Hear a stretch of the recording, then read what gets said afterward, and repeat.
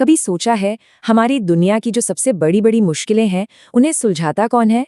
आज हम बात करेंगे उन्हीं असाधारण मशीनों की जो ये सब मुमकिन कर पाती हैं।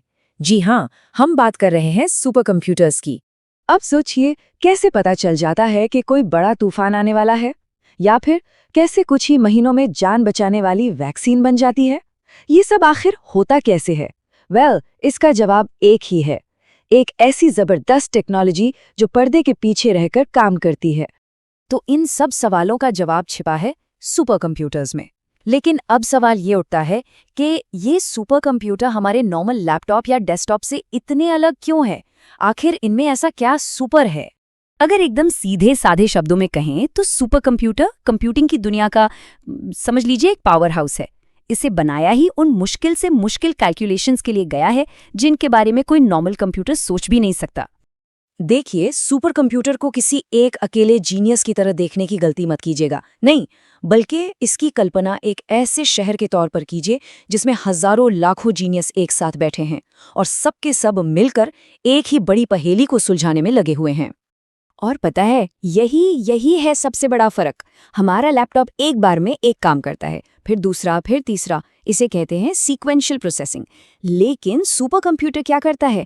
वो एक बड़ी सी प्रॉब्लम को लाखों छोटे छोटे टुकड़ों में तोड़ देता है और फिर उन सभी टुकड़ों को एक साथ एक ही समय पर सॉल्व करता है।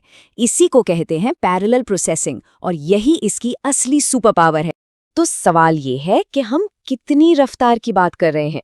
अच्छा, इसे मापा जाता है पेटाफ्लॉप्स में। अब ये क्या चीज़ है? इसका मतलब है 1 सेकंड में 1 क्वाड्रिलियन कैलकुलेशंस। क्वाड्रिलियन यानी एक के आगे 15 जीरो। सोच कर देखिए, अगर दुनिया का हर इंसान एक एक कैलकुलेटर लेकर बैठ जाए तब भी इस रफ्तार तक पहुंचने में सबको कई मिनट लग जाएंगे। और कमाल की बात तो ये है कि अमेरिका का फ्रंटियर या जापान का फुगाकू जैसे सुपर कंप्यूटर्स तो इससे भी कहीं आगे निकल चुके हैं। तो ठीक है, ये मशीनें बहुत ज़्यादा पावरफुल हैं, ये तो समझ आ गया। लेकिन ये असल में करती क्या है? चलिए अब देखते हैं कि ये हमारी दुनिया को कैसे बदल रही हैं। मौसम का हाल बताने से लेकर नई दवाएं बनाने तक, नेशनल सिक्योरिटी को मजबूत करने से लेकर ब्रह्मांड के रहस्यों को सुलझाने तक, आज हर बड़े साइंटिफिक और इंजीनियरिंग फील्ड में सुपर कंप्यूटर्स सबसे आगे खड़े हैं। याद है, हमने शुरुआत में तूफानों की बात की थी। सुपर कंप्यूटर करते क्या हैं?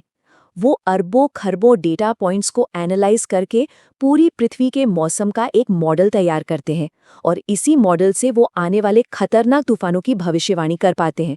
सोचिए, इस एक चीज से समय रहते कितनी ही जानें बचाई जा सकती हैं। और मेडिकल फील्ड में यहाँ तो इनका काम और भी कमाल का है।